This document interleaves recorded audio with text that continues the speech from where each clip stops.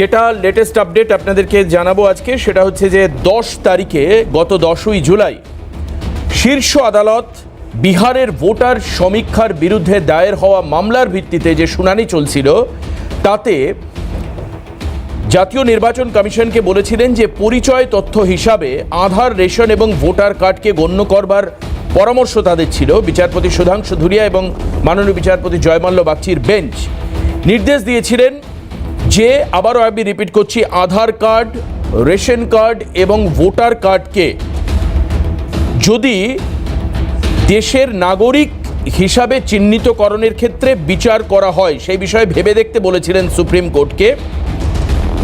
এবং সেখানে উল্লেখ করা হয়েছিল যে 21শে জুলাইয়ের মধ্যে নির্বাচন কমিশন মানে সর্বভারতীয় নির্বাচন কমিশনের অবস্থানটা জানাতে হবে, তাদের সিদ্ধান্ত জানাতে হবে ইসিআইকে অর্থাৎ ইলেকশন কমিশন অফ ইন্ডিয়াকে।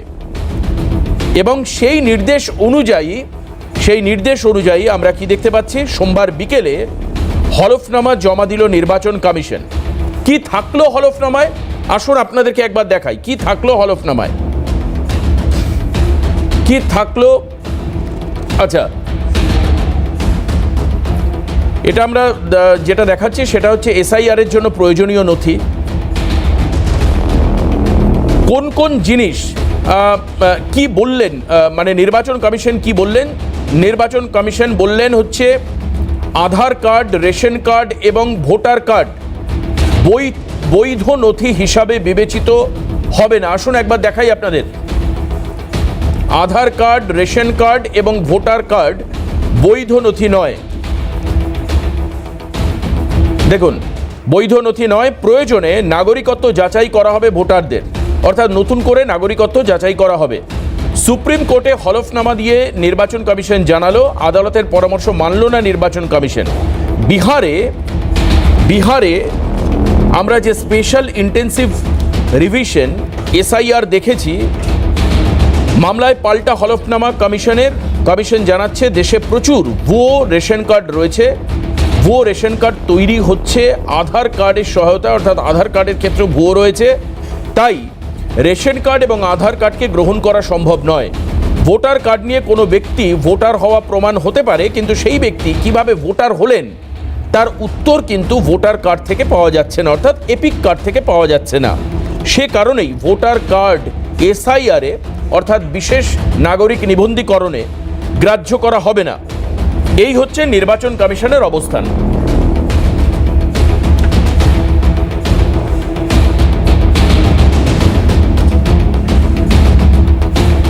আমরা পরিচয় করে দেবো যারা আজকের আমাদের সঙ্গে প্যানেলে এই বিষয়ে আলোচনার জন্য এসেছেন, কিন্তু তার আগে আপনাদেরকে একবার দেখিয়ে নিই চট করে যে এসআইআর অর্থাৎ স্পেশাল ইন্টেন্সিভ রিভিশন বিহারের ক্ষেত্রে যে 11টা নথি চাওয়া হয়েছিল সেই 11টা নথি কি কি বিহারের ক্ষেত্রে আসুন দেখাই এক এক করে আপনাদেরকে। এক হচ্ছে পৌর সংস্থা পঞ্চায়েতের তরফে দেওয়া জন্মের শংসাপত্র অর্থাৎ বার্থ সার্টিফিকেট, এটা গ্রাহ্য হবে। বিহারের ক্ষেত্রে এই নিয়মেই ভোটার তালিকা তৈরি করছে নির্বাচন কমিশন। দুই হচ্ছে বিদেশ মন্ত্রকের তরফে পাওয়া পাসপোর্ট, এটাও গ্রাহ্য হবে। 3 মাধ্যমিক এবং উচ্চ মাধ্যমিকের সার্টিফিকেট, এটাও গ্রাহ্য হবে। 4 নম্বর সরকারের তরফে দেওয়া পরিচয়পত্র বা পেনশনের অর্ডার অর্থাৎ পিপিও পেনশন অর্ডার গ্রাহ্য হবে। স্থায়ী বাসস্থানের জন্য জেলা শাসক বা অনুরূপ আধিকারিকের তরফে দেওয়া ডোমিসাইল সার্টিফিকেট, বন অধিকার আইনের অধীনে বন অধিকার সার্টিফিকেট, উপযুক্ত কর্তৃপক্ষের তরফে দেওয়া এসসি, এসটি বা ওবিসি সার্টিফিকেট,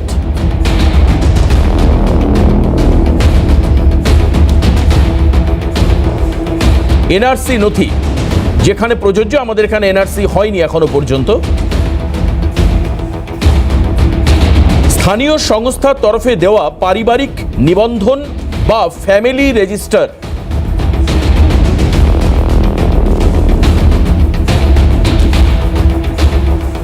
সরকারি অফিস থেকে দেওয়া জমি বা বাড়ির সার্টিফিকেট, 1987 সালের আগে সরকারি বা পিএসইউ পরিচয়পত্র। এবার অনেকগুলো প্রশ্ন আপনাদের মধ্যে থাকবে, এটা হচ্ছে বিহারের ক্ষেত্রে এই 11টা পয়েন্ট যেটা নির্বাচন কমিশন দিয়েছিলেন ভোটার তালিকা তৈরি করবার জন্য। এবার প্রশ্ন হচ্ছে 2011 সালে শেষ জনগণনা হয়েছে, তারপর 2021-এ কোভিড থাকবার জন্য জনগণনা হয়নি। প্রথম কেন্দ্র সরকারের তরফ থেকে বলা হয়েছিল যে 25-এ জনগণনা হবে। এখনো পর্যন্ত সেই অর্থে অফিসিয়াল কোনো অ্যানাউন্সমেন্ট আমাদের কাছে নেই। তবে বিহারের ক্ষেত্রে নির্বাচন কমিশন যে সিদ্ধান্তগুলো নিচ্ছে এটাই কি জনগণনার নামান্তর? টেকনিক্যাল জায়গাগুলো আলোচনা করতে হবে, কিন্তু তার আগে আমি পরিচয় করিয়ে দেবো যে যারা আজকে আমাদের সঙ্গে রয়েছেন আলোচনায়। আমি স্বাগত জানাবো এক এক করে। প্রদীপ্ত মুখার্জি আমাদের সঙ্গে রয়েছেন, তৃণমূল কংগ্রেস মুখপাত্র, স্বাগত জানাই প্রদীপ্ত দাকে। তরুণজ্যোতি তিওয়ারি বিজেপি মুখপাত্র আমাদের সঙ্গে রয়েছেন, তরুণকে স্বাগত জানাই আজকের অনুষ্ঠানে। সুস্মিতা বিশ্বাস জাতীয় কংগ্রেস মুখপাত্র, স্বাগত জানাই সুস্মিতাদিকে। ঝন্টু বড়াইক রাজনৈতিক বিশ্লেষক আমাদের সঙ্গে রয়েছেন। সুস্মিতাদিকে প্রথম জানতে চাইব, সুস্মিতাদি তোমরা তো আজও এখনও এই মুহূর্তে ইন্ডিয়া জোটের সদস্য বলেই মনে করছো, কারণ তোমাদের যারা জোটবদ্ধ রয়েছেন তারা কিন্তু আজকে পার্লামেন্টে আমরা দেখতে পেলাম একটা প্রতিবাদ তারা করেছেন, সেই ছবি আপনাদেরকে দেখাবো, একবার দেখাই। পার্লামেন্টে দাঁড়িয়ে প্রতিবাদ INDI এর জোট সঙ্গীরা, দেখতেই পাচ্ছেন INDI এর জোট সঙ্গীরা রয়েছেন।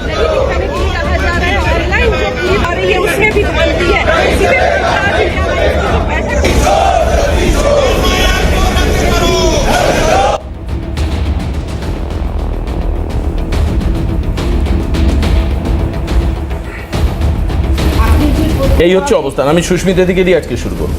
আপনি যে প্রথম আমাকে জিজ্ঞাসা করলেন যে ইন্ডিয়া জোটটা কি এখনো আছে, না না আমি বলবো মানে আপনার কি কোনো সন্দেহ আছে? না, তা কোনো সন্দেহ যখন নেই, কেন আপনি দেখেছেন 3 দিন আগেই ভার্চুয়াল বৈঠক হয়েছে ইন্ডিয়া জোটের। আমার খারাপ লাগে কি যখন রাজ্যে অনেক নেতা, তৃণমূলের নেতা বলে যে কংগ্রেস শূন্য হয়ে গেছে, বামেরা শূন্য হয়ে গেছে, এটা যখন বলে আমার খারাপ লাগে। আমি সেই জন্য তোমায় জিজ্ঞেস করলাম। এটা এমনি তুমি যখন এটা বললে তখন আমি এটা বলি, শূন্যের কথা যখন বললে, আমরা শূন্য হয়ে গেছি, আমরা 48 বছর ধরে বাংলায় ক্ষমতায় নেই, কিন্তু এখনও আমাদের সমস্ত প্রোগ্রামে এবং সমস্ত আমাদের যে সমস্ত মানে নির্বাচিত বিশেষ বিশেষ দিন আছে, সেই দিনগুলোতে আমাদের কংগ্রেস কর্মীরা বেরিয়ে ঝান্ডাটা তোলে এবং ঝান্ডাটা হাতে ধরে। আচ্ছা, এই কথা আমি এই কারণের জন্য সুস্মিতা দিদি জিজ্ঞেস করছি। গতকাল 21শে জুলাইয়ের মঞ্চ থেকেও মুখ্যমন্ত্রী মমতা ব্যানার্জি বলেছেন যে তালিকা থেকে একজনেরও আমরা নাম বাদ যেতে দেব না এবং সেখানে বড় আন্দোলন হবে। আমার প্রশ্ন এখানে এই কারণের জন্য তোমায় আমি জোট সঙ্গী বা জোট তত্ত্বের কথা জিজ্ঞেস করলাম। তার মানে একই আন্দোলনে তোমরা একসঙ্গে হয়তো পতাকা ধরে রাস্তায় হাঁটলে না, কিন্তু মোরালি যে সাপোর্ট সেটা তো নিশ্চয়ইভাবেই এই অবস্থানের সঙ্গে থাকবে। অবশ্যই, আমি সেটাই ক্লিয়ার। অবশ্যই মোরাল সাপোর্ট থাকবে। তার কারণ হচ্ছে বিহারে যেভাবে 40 লক্ষ নাম বাদ দিয়েছে, আজকে এই যে তুমি 11টা ক্যাটাগরি দেখালে, যে এই 11টা নেসেসারি জিনিস যেগুলো সাবমিট করতে হবে ইলেকশন কমিশনকে, তবে সে ভোটার থাকবে, না হলে সে ভোটার থাকবে না। SIR এ তার নামটা বাদ যাবে। আলটিমেটলি আমরা ধরে নেব ভোটার মানে সে হচ্ছে নাগরিক। অবশ্যই, যে ভোটার অবশ্যই সে কি নাগরিক নয়? না না না না, এইটা কথা না, না এখানে একটা কথা হচ্ছে, সমস্ত নাগরিক অবশ্যই ভোটার, কিন্তু সব মানে নাগরিকই ভোটার নয়। হ্যাঁ, সমস্ত নাগরিকই ভোটার নয়, সব ভোটারই নাগরিক, কিন্তু নাগরিকই ভোটার নয়। এবার বিষয়টা হচ্ছে যে এইটা সঠিক যে এইখানে বাংলায় কেন, আমার হয়তো তো মনে হয় সব রাজ্যেই এটা আছে, যে বিশেষভাবে কোনো জায়গা থেকে অনুপ্রবেশকারীরা ঢুকে এসে তারা যখন দীর্ঘদিন বসবাস করছে এখানে, তারা তাদের রেসিডেন্সিয়াল প্রুফ মানে হচ্ছে ধরো লোকাল গভর্নমেন্টের সে তোমার চেয়ারম্যান হোক কিংবা পঞ্চায়েত প্রধান হোক, তাদের কাছ থেকে সার্টিফিকেট নিয়ে তারা আধার কার্ডটা খুব ইজিলি করিয়ে ফেলতে পারছে সবার আগে। এবং এই আধার কার্ডটা করিয়ে ফেলতে পারছে বলেই তারা পরবর্তী ক্ষেত্রে তারা ভোটার কার্ড কিভাবে করছে আমি জানি না, রেশন কার্ড হয়তো করতে পারে। কারণ ভোটার কার্ডে আমাদের এখানে কিন্তু এখনও 3টে জিনিস মানে নেসেসারি জিনিস আছে। সেটা হচ্ছে, 1 নম্বর হচ্ছে ভোটার কার্ডে রেসিডেন্সিয়াল প্রুফ দিতে হবে, বার্থ প্রুফ দিতে হবে এবং বাবা মায়ের ভোটার লিস্টে যে ভোটার কার্ড নাম্বার সেইটা দিতে হবে। তাহলে এই তিনটে যদি ফুলফিল না হয় আমরা জানি জেনারেলি তার নামটা উঠতে পারে না। এবার বিষয়টা হচ্ছে তারপরেও দেখা যাচ্ছে জাল ভোটার কার্ড হচ্ছে।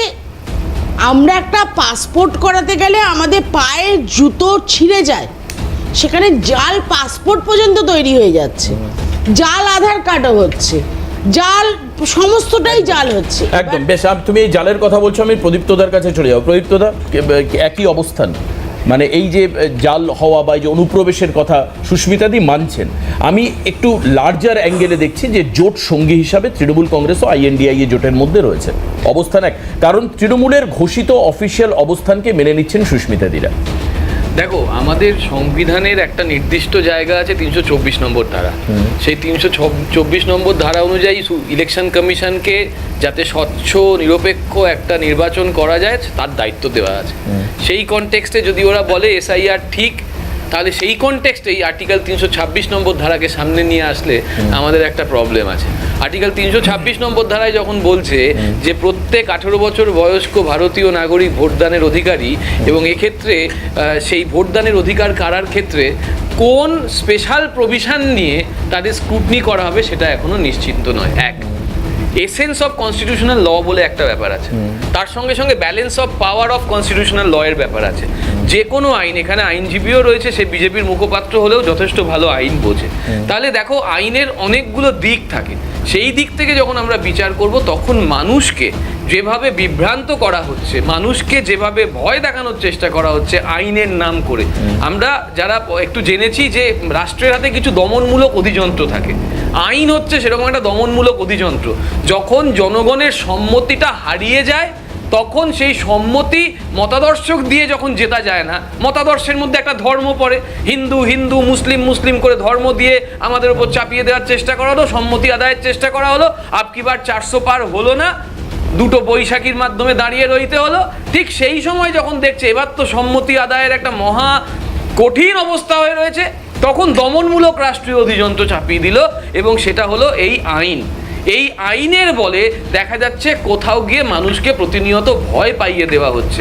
আমার প্রথম প্রশ্ন যেটা, আজকে যারা এখান থেকে জাহাজ প্রতিমন্ত্রীকে নিযুক্ত করেছেন বা ভোট দিয়ে জিতিয়েছেন বা প্রধানমন্ত্রীকে জিতিয়েছেন বা 19 জন বিজেপি এমপিকে জিতিয়েছেন তো এরা তো ভারতের নাগরিক নাকি নাগরিক না? 19 কেন, আমরা 12 ধরছি। আমি 19 থেকে আসছি, মানে কেন্দ্রীয় শিক্ষামন্ত্রীকে আমি 19 থেকে আসছি। আচ্ছা। আমি 19 থেকে আসছি। তারা তো ভারতীয় নাগরিক। যারা 12কে জিতিয়েছে তারা তো ভারতীয় নাগরিক না? নাগরিক না। যদি তারা নাগরিক না হয়, যদি তাদের আবার ভ্যালিডেশনের প্রশ্ন এসে থাকে, আর তুমি জানো প্রত্যেক 1 বছর 2 বছর বা 3 বছর অন্তর অন্তর ওই 6 নম্বর ফর্ম 8 নম্বর ফর্ম এই দিয়েও BLO করে আমাদেরকে খাটিয়ে ওই দেখা যাচ্ছে যে ইলেকশন কমিশন তাদের নতুন করে ভোটার লিস্টে নাম তুলছে, নাম পরিবর্তন করছে, নাম ডিলিটেশন করছে, কারেকশন করছে, এইভাবে চলছে। সেই চলার মধ্যে দিয়ে দেখা গেল যে আমার জাহাজ প্রতিমন্ত্রী নিযুক্ত হয়ে গেলেন, তিনি আবার একটা কার্ড দিলেন, যে কার্ডটায় নির্দিষ্টভাবে দেখা গেল যে এরা মতুয়া, আবার সেই মতুয়াদের আটকে রাখা হচ্ছে পুনেতে। মতুয়া কার্ড কাজ করছে না, নয়ন বিশ্বাসদের কাজ করছে না, তারা মুসলিম নয়, এটা মাথায় রাখতে হবে।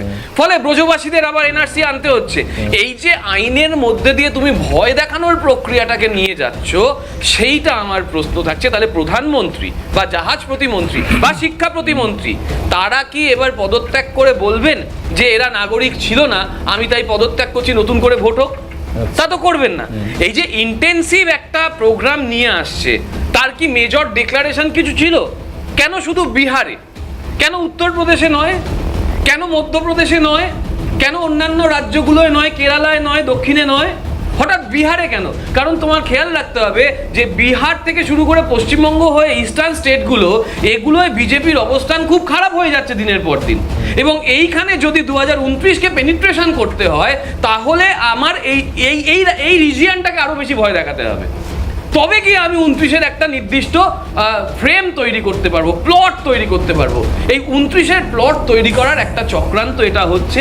এই প্রোগ্রাম যদি নেওয়ার হতে থাকে তাহলে সেটা ভারতের গণতন্ত্রের যে সব থেকে বড় স্তম্ভ সংবিধান, সেই সংবিধানের উপর চূড়ান্ত আক্রমণ বলে আমার মনে হচ্ছে। বেশ প্রদীপ্তদা, কিন্তু এই ক্ষেত্রে আমার একটা প্রশ্ন থাকছে যে 29কে যদি মানে বিজেপি আপনি বলছেন যে পেনিট্রেট করছে এবং সেখানে একটা নতুন তালিকা তৈরি করে এবং কিছু মানুষকে ভয় দেখানো হচ্ছে, তার কারণ এই নর্থ ইস্ট রিজিয়নটায় বিজেপি সাংগঠনিকভাবে উইক।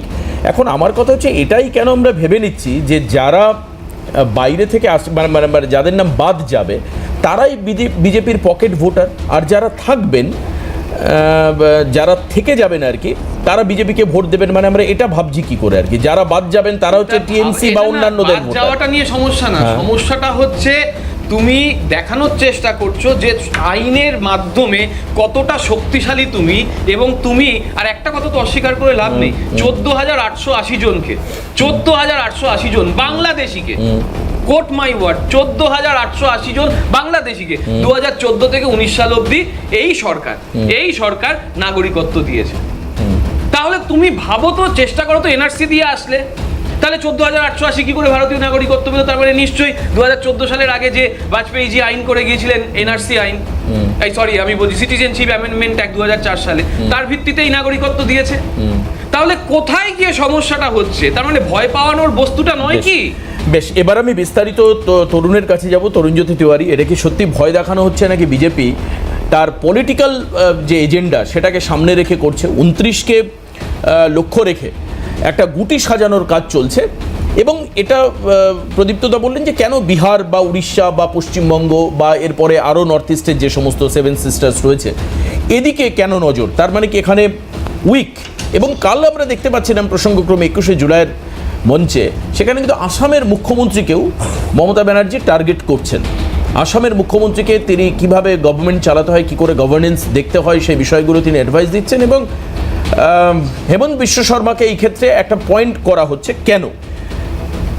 এই বিষয় বিস্তারিত আমরা তরুণের থেকে জানবো। একটা তরুণের কাছে যাব। তরুণ, প্রদীপ্তদা একটা শব্দ ব্যবহার করছেন যে দমনমূলক রাষ্ট্রীয় অধিযন্ত্রকে কাজে লাগানো হচ্ছে। প্রদীপ্তদা বললেন লকে কাজে লাগানো হচ্ছে। একটা পুরনো লর্ড ডেনিং এর কোট আছে, be you ever so high, the law is above you. নতুন করে কাজে লাগানোর কিছু নেই, আইন সবার ওপরে। একটা প্র্যাকটিক্যাল জিনিস বোঝো, এখানে ভারতবর্ষের প্রধানমন্ত্রী, পশ্চিমবঙ্গের মুখ্যমন্ত্রী, প্রদীপ্তদা, তরুণজয়ী তিওয়ারি, তোমার যা গেস্ট আছে তারা, এবং তোমার যে দর্শক ইন্ডিভিজুয়াল যারা আছেন, তাদের পাওয়ার সেম। কেন সেম বলছি? তাদের সবার পাওয়ার একটাই, ভোট দেওয়ার। দুটো ভোট দেওয়ার ক্ষমতা কারণ নেই, কাউকে দিতে পারে না। হ্যাঁ, পঞ্চায়েত, ত্রিস্তরীয় পঞ্চায়েত, এটা ডিফারেন্ট স্টোরি। একটা সেক্টরে একটা ভোট ছাড়া বেশি দিতে পারে না, এটা সেম। আর এসআইআর কি কোনো নতুন জিনিস নাকি? ফার্স্ট টাইম হচ্ছে। 88-87 হয়েছিল, 92-তে হয়েছিল, 95 হয়েছিল, এবং লাস্টলি 2003 বিহারে হয়েছিল। আমাদের প্রশ্ন এটা করা উচিত না কেন হচ্ছে, প্রশ্ন এটা করা উচিত এটা আরও রেগুলার ইন্টারভেলে কেন হয়নি। আমার দেশ ধর্মশালা নয়। আমার দেশে কারা থাকে, তাদের অধিকার কি জানার অধিকার সম্পূর্ণ সবার আছে। প্রত্যেকটা মানুষের যে টাকা, ধরো ফর এক্সাম্পল আমার রিসোর্সেস লিমিটেড, রিসোর্সের মধ্যে অধিকার আমার দেশের মানুষের, বাড়ির লোকের নয়। প্রযুক্ততা গণনার চেষ্টা করলেন, পরিষ্কার হিসাব হচ্ছে ইনফিল্ট্রেটার্স মানে অনুপ্রবেশকারী এবং শরণার্থী এক নয়। যারা অত্যাচারিত হয়ে ভারতের কাছে শরণার্থী হতে চান তাদের জন্য ভারতের দরজা খোলা। যারা অনুপ্রবেশকারী তাদের কোনো লায়াবিলিটি নেই, কিন্তু যারা শরণার্থী হয়ে আসে তাদের ডকুমেন্টেশন হয়, লায়াবিলিটি থাকে, অনুপ্রবেশকারীদের থাকে না। তোকে গুলিয়ে লাভ নেই। আমি এটা এক্সাম্পল দিই তোমাকে, আজকে যখন এগুলো নিয়ে আলোচনা হচ্ছে কেন হচ্ছে, এটা এক্সাম্পল দেওয়া হচ্ছে আজকে। রিসেন্টলি তোমরা খেয়াল করেছো, সামিরুল ইসলাম সাহেব, তৃণমূলের রাজ্যসভা সাংসদ, তিনি একটা লম্বা চওড়া টুইট করেছেন। টুইট করে দেশের প্রধানমন্ত্রীকে ট্যাগ করে বীরভূমের কতগুলো মহিলাকে নিয়ে অনেক কথা লিখেছেন। দুটো নাম, সোনালী খাতুন, সুইটি বিবি। সোনালী খাতুন, সুইটি বিবি কে? এদেরকে 21 জুন 2025 সালে দিল্লি পুলিশ ধরে, সন্দেহ করে। ধরার পর পুলিশের কাছে এরা স্বীকার করে, হ্যাঁ আমরা ভারতবর্ষের নাগরিক নয়, আমরা এজেন্ট ধরে এখানে ঢুকেছিলাম। তাদেরকে ডিপোর্ট করে দেওয়া হয় বাংলাদেশে। ডিপোর্ট করার সময় যখন ডিপোর্ট হয়, এরা দিল্লি হাইকোর্টে একটা মামলা করে।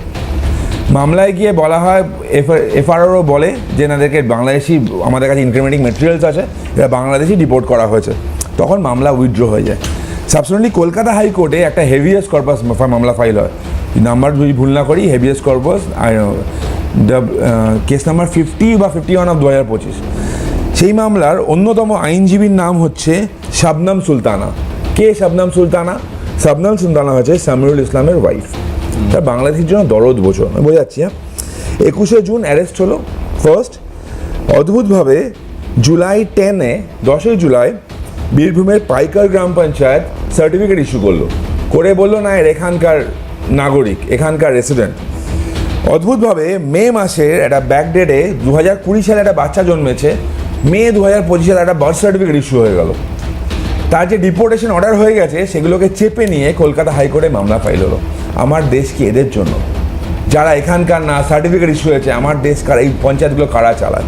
আমার প্রশ্ন থাকবে লাভলি খাতুন কে?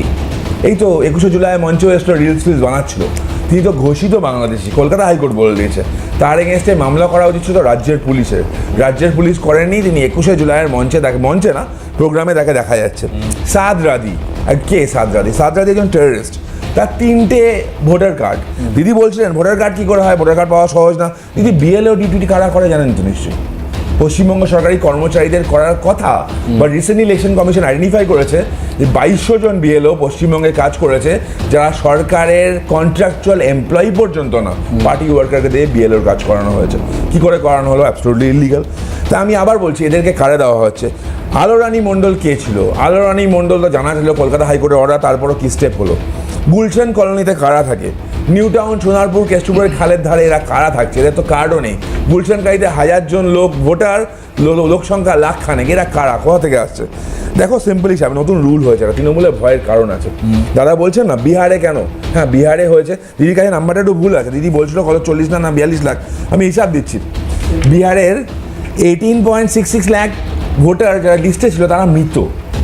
আচ্ছা, 26 লাখ বিহার থেকে শিফট করে গেছে। 7.5 লাখের মাল্টিপল এনরোলমেন্ট আছে, মানে একটা লোকের 2-3 জায়গায় নাম। 11.5 thousand হচ্ছে আনট্রেসেবল। তো এরা তো মাল্টিপল ভোট দেয়। পশ্চিমবঙ্গে দেখা গেছে তো, পশ্চিমবঙ্গের উন্নয়নের যজ্ঞে লাভ দিতে মানে প্রয়াত সঙ্গীত শিল্পীরা ভোট দিতে আসে এখানে। তা আমার কারা ভোটার, কারা এখানকার ভোটার জানার অধিকার আমাদের নেই। সিম্পল রুল হয়েছে, রুলটা থেকে ভয়ে আছে তৃণমূল। রুলটা কি জানো? যে রুলটা সামনে দেখাচ্ছে ওইটা নয়, আরেকটা রুল হয়েছে।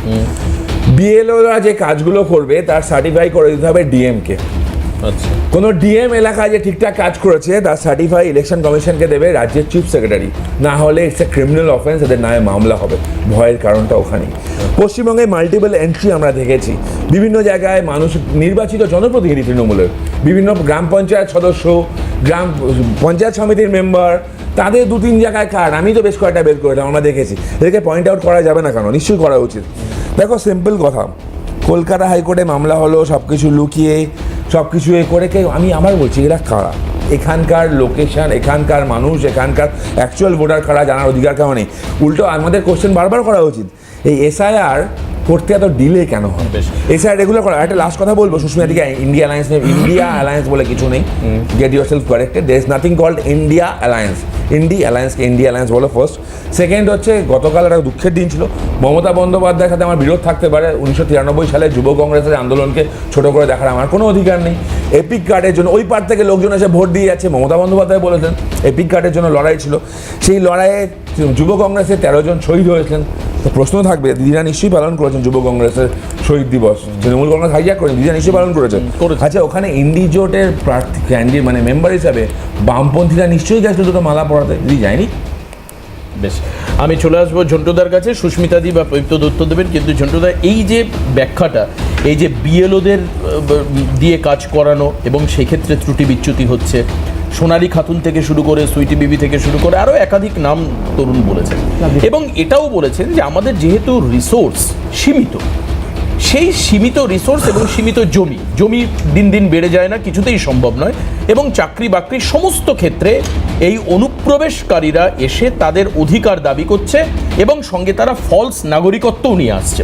তরুণ এটাও বলেছেন যে শরণার্থীদের প্রতি সিম্প্যাথি থাকলেও অনুপ্রবেশকারীদের প্রতি নয়। তরুণ লাস্ট একদম যোগ করলো যেটা, যে এসআইআর আরও ক্লোজলি হওয়া উচিত, এতটা গ্যাপ দিয়ে হওয়া উচিত নয়। ছোট অ্যাকচুয়াল ব্যাপারটা কি, কারা? এবং এখানে একটা জায়গা তরুণ খানিকটা আশ্বস্ত করতে পারলেন অনেককে, যে বিহারের ভোটার তালিকায় 18 লাখের উপরে হচ্ছে মৃত ভোটার, এবং 26 লাখের ওপর যারা আদতে এখন এক্সিস্ট করছেই না বিহারে, তারা অন্য জায়গায় চলে গেছে, তাদের নাম বাদ গেছে। তো এখন তাহলে আতঙ্কের বিষয় কি? আমি কেন আতঙ্ক শব্দটা বলছি, আমরা একাধিকবার শুনছি বাংলা বাঙালিকে ডিপ্রাইভ করা হচ্ছে, নাম্বার দেওয়া হচ্ছে, তালিকার সঙ্গে ছেড়খানি করা হচ্ছে, এবং প্রদীপ্তদা যেটা বললেন যে একটা পলিটিক্যাল ভেন্ডেটা কাজ করছে, সত্যি কি তাই? না দেখো, সাথে একটা সংযোজন করে দিই। হ্যাঁ, right. কালীগঞ্জ নদিয়ায় বিধানসভা উপনির্বাচনের আগে হ্যাঁ। ভোটার লিস্টে 6,000 নাম বাদ গিয়েছিল। আচ্ছা, এটা আমরা সবাই এখানে জানি। হ্যাঁ। 3,500 জনই ছিল মৃত একটা বিধানসভায়। আচ্ছা, তাহলে 294টা বিধানসভায় যদি আমি অন অ্যাভারেজ এটাই ধরি, 3,500 মৃত, দু জায়গায় নাম আছে 16 জনের, আর 2,394 জন এমন ভোটার পাওয়া গেছে যাদের যা অ্যাড্রেস দেওয়া আছে সেই অ্যাড্রেসে তারা নেই, এক্সিস্ট করে না। বেশ।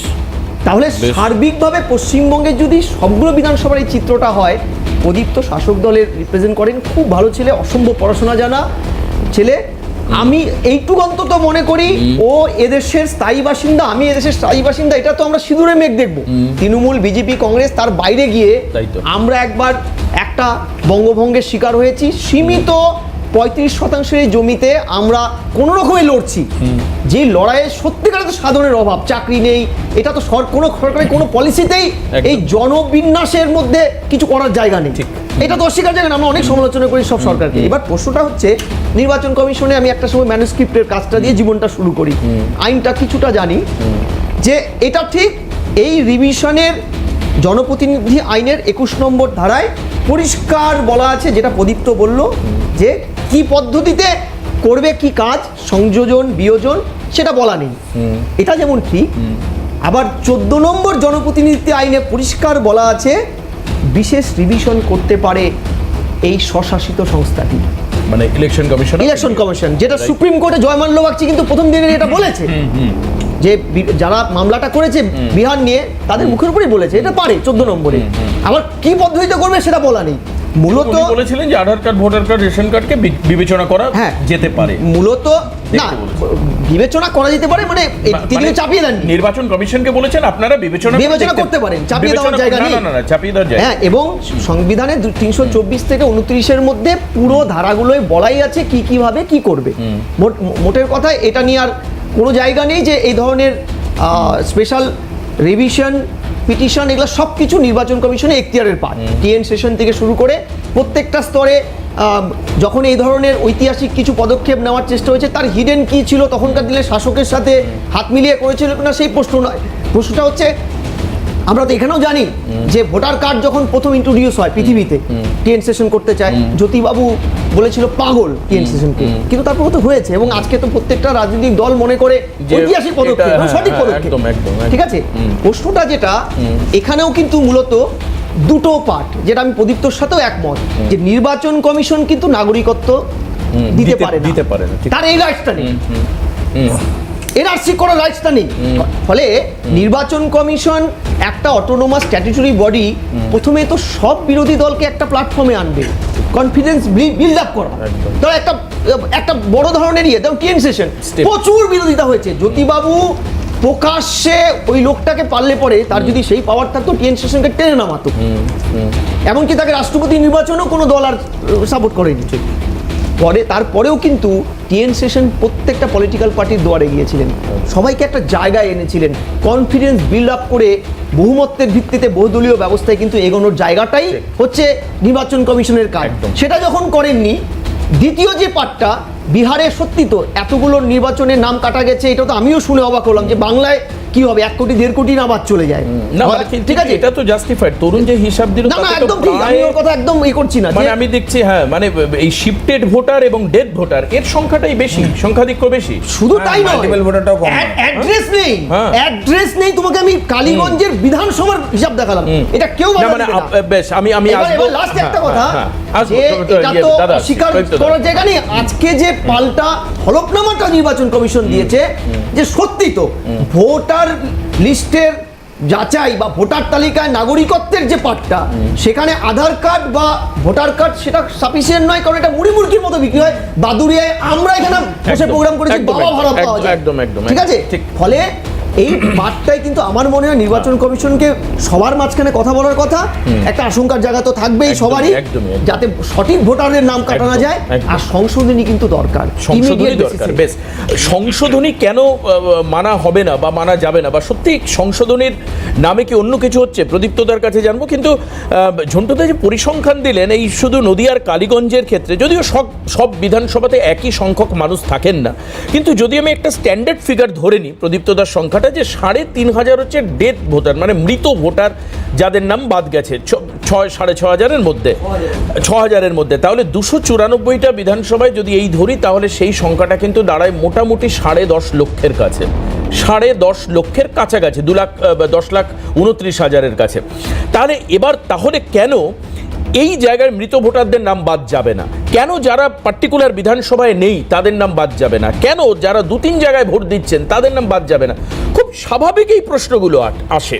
এবং যদি তার অনুপ্রবেশকারী হয়, কেন তারা ভারতে থেকে আমার আপনার সম্পত্তিতে ভাগ বসাবে, আমার আপনার অধিকারে ভাগ বসাবে? এই প্রশ্নটাও থাকবে খুব স্বাভাবিকভাবে। এই তালিকা সংশোধনের পেছনে ইন্ডিজোট তার একটা জায়গা থাকতে পারে, যে এইভাবে ভুয়ো প্রোপাগান্ডা করা হচ্ছে এবং একটা পার্টি লাইন সার্ভ করা হচ্ছে বিভিন্ন জায়গায়। বিজেপি তার ডিভিডেন্ড নেওয়ার চেষ্টা করছে, মাইলেজ নেওয়ার চেষ্টা করছে, 129 কিছুক্ষণ আগে প্রদীপ্তদাও বললেন। কিন্তু স্বাভাবিক সত্যগুলো, যেখানে মানুষের অধিকার খর্ব হচ্ছে, অনুপ্রবেশকারীরা ঢুকছে, তারা বিভিন্ন জায়গায়, যে কতগুলো কলোনির নাম তৈরি করা হলো, রেল লাইনের পাশ থেকে শুরু করে গুলশান কলোনি থেকে শুরু করে আরও একাধিক জায়গা, এমনকি বারুইপুরে আমরা রোহিঙ্গা পাড়া দেখেছিলাম, সেই ছবি আপনাদের সামনে তুলে ধরেছিলাম। এগুলো তো প্রদীপ্ততা সমর্থনযোগ্য নয়। না, সত্যি সমর্থনযোগ্য না। যে পুরো পৃথিবীতে 14 লক্ষ রোহিঙ্গা আছে, তার মধ্যে 7 লক্ষ পালিয়ে গেছে, আর শুভেন্দুদা বলছে 70 লক্ষ রোহিঙ্গা ভারতে আছে, সত্যি সমর্থনযোগ্য না। মানে যারা তথ্যের জাগলারি করতে করতে এই জায়গায় এসে যায়, তাদের কথা মানুষ আস্তে আস্তে ভুলে যায়। আমার বক্তব্য ঝন্টুদার কথা নিয়ে যথার্থ বলেছেন, যে 3,500 মৃত ভোটার বাদ গেছে, 6,000 ভোটার বাদ গেছে, খুব ভালো কথা। কি পদ্ধতিতে বাদ গেছে দাদা? SIR করতে হয়েছে ভোটের আগে? করতে হয়নি তো, নর্মাল প্রসেসে হয়েছে তো। এবং এখানে তো কোনো সরকারি তৃণমূল তাদের দলবল এসে বলেছে না কাটা যাবে না, এটা অন্যায় হচ্ছে, তৃণমূল ঢুকিয়ে দিচ্ছে, হয়েছে।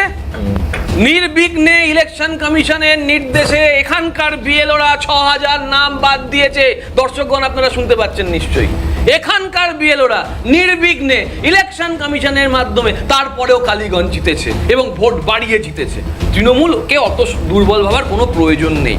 ভাই বলছিল যে আমার দেশ কোনো ধর্মশালা নয়, ঠিক তো, আমার দেশ ধর্মশালা হবে কেন? তাহলে 14,800 জনকে কেন তুমি ভাই নাগরিকত্ব দিলে 14 থেকে 19 সাল অবধি? কেন তুমি আদনান সামিকে নাগরিকত্ব দিলে?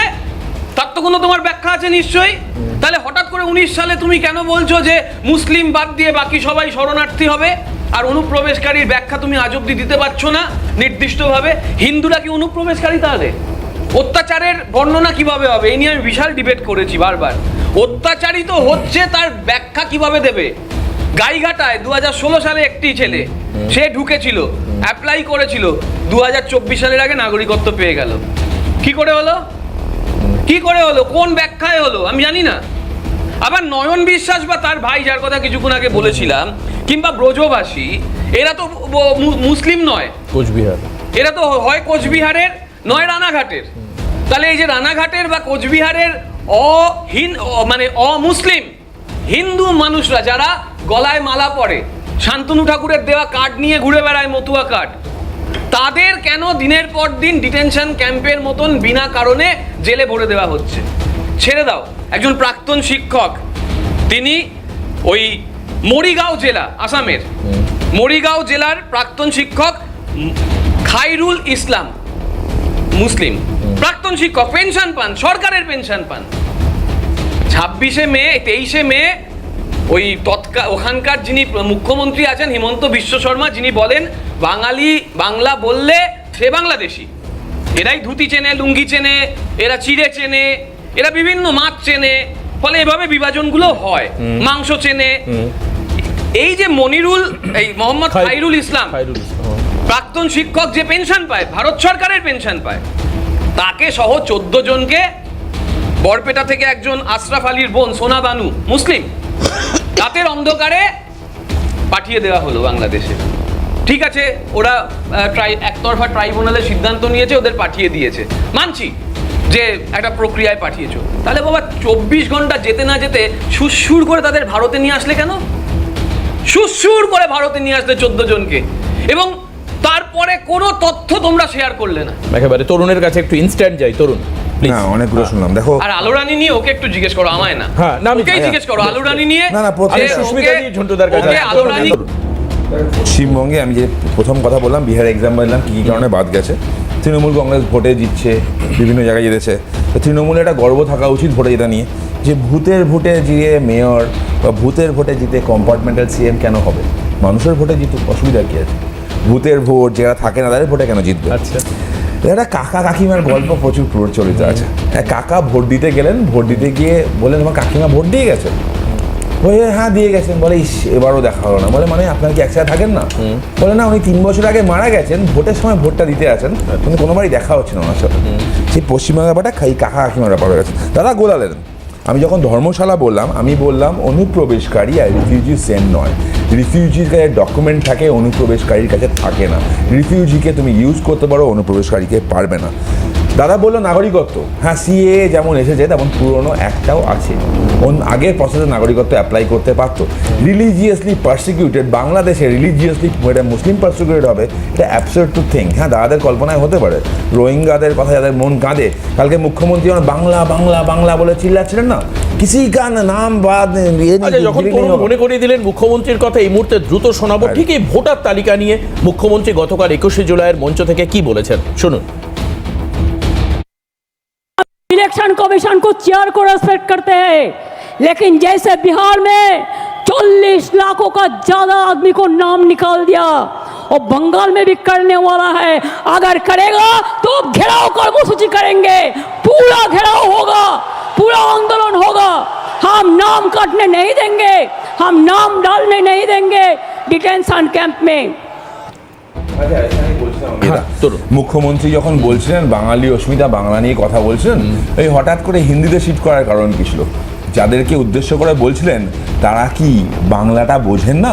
দেখো, হিন্দি ভারতের জাতীয় ভাষা। শেষ করে দাও দাদা, শেষ করতে দাও, শেষ করতে দাও। হিন্দি ভারতের তো জাতীয় ভাষা নয়, 22টা শিডিউল ল্যাঙ্গুয়েজ, শিডিউল প্রত্যেকটা ইম্পর্টেন্ট। তুমি বাংলায় না বলে কেন শিফট করলেন? পাকিস্তানি লোকজন যখন এখানে ভোটার আইডি পেয়ে যায়, সাহাবজাদির মতো লোকজন পেয়ে যায়, তাদেরকে অ্যাড্রেস করছিলেন কি, যারা ভোটার আইডি বানিয়ে দেয়? দেখো, সিম্পল একটা আসছে এখানে, ব্রজবাসীর কথা আসলো, অত্যন্ত দুঃখের হিসাব যে ব্রজবাসী ইস্যুতে যখন বারবার প্রথম 3rd নোটিসে এসেছিল, ফার্স্ট নোটিস, সেকেন্ড নোটিসের পর তিনি যে রাজবংশী আর ডকুমেন্টটা লোকাল ডিএম অফিস থেকে দেওয়ার কথা ছিল, ডিএম অফিস দেয়নি। কেন দেয়নি তার উত্তরটা প্রধান নিশ্চয়ই দেবে। আসতে দাও, শেষ করে দাও, আর দেবে। ডিটেনশন ক্যাম্পের কথা হচ্ছে, যখন সিএ আসলো, সিএ সময় প্রধান বিরোধিতা কি করলো? মমতা বন্দ্যোপাধ্যায়ের দল। আচ্ছা, এনআরসি, আসাম এনআরসির সাথে পুরো গুলি দিচ্ছে। আসাম এনআরসিটা কেন এসেছিল? শেষ করে দাও। আসাম এনআরসি কেন এসলো? আসাম অ্যাকর্ড কে সাইন করেছিল? রাজীব গান্ধী কার সাথে আসাম অ্যাকর্ড সাইন করেছিল? তারপর মানে গুয়াহাটি হাইকোর্টের অর্ডার কী ছিল? ডি ভোটারটা কখন আসলো? সেই হাইকোর্টের অর্ডারে সুপ্রিম কোর্ট কি আসলো? গভর্নমেন্ট কি মানলো? তখন কার সরকার ছিল? আর এসআইআর কেস নিয়ে বলছি, এসআইআর কেস নিয়ে দেখো, সুপ্রিম কোর্টে যখন সব কটা বিরোধী দল একসাথে ঢুকেছিল যে না, এটাকে আটকাতে হবে, এই ইন্ডি ঘোট যেটা ইন্ডির পিন্ডি ঢুকে গিয়ে যখন বললো, বলার পরে এসআইআর যখন হলো, এসআইআর গিয়ে সুপ্রিম কোর্ট কিন্তু ইন্টারফেয়ার করেনি, বলেছে পরিষ্কার করতে পারে। আমি আবার বলছি, ভারতবর্ষ ধর্মশালা নয়, আমাদের এখানে ভোটার কারা জানার অধিকার সম্পূর্ণভাবে আমাদের দেশের আছে। আর একটা কথা আজকে যখন হলফনামায় পরিষ্কার বলেছে যে কেউ কোনো পার্সন কোনো এই ভোটার কার্ডের সাথে সিটিজেনশিপের কোনো যেমন সম্পর্ক নেই, কেউ ভোটার কার্ড থেকে বাদ যাচ্ছে তার মানে সে তার সিটিজেনশিপ বাদ চলে যাচ্ছে, সেটাও না। আমি আর লাস্ট আবার দিদি যখন বলবেন আজকে নিশ্চয়ই বলবেন যে এনআরসিটা মানে আসাম এনআরসিটা কেন হয়েছিল, উনি আজকে এত মানুষের জন্য বলছেন। ফার্স্ট, আমরা আসাম এনআরসি রিজন কি ছিল? সেকেন্ড, উনি বলুক 21শে জুলাই কি বামপন্থীরা গেছিল? আর ওই 77 জন যারা জিতেছিল বিজেপি, সেখানে তো কাকা জ্যাঠা মামা কেউ মারা যাওয়া ছিল না নাকি? সেখানে কোনো ভুয়ো ভোটার ছিল না, তাই তো? একমাত্র শুধু তৃণমূল যেখানে ভুয়ো ভোটার রাখা তোমার এত আনন্দ কিসের? বাদ দাও। আমরা বলছি সঠিক প্রসেসেই আমরা কাজ করতে রাজি আছি, ভয় দেখানোর রাজনীতি একটু সুস্মিতা দিকে বলতে দিন প্লিজ। হ্যাঁ, সুস্মিতা।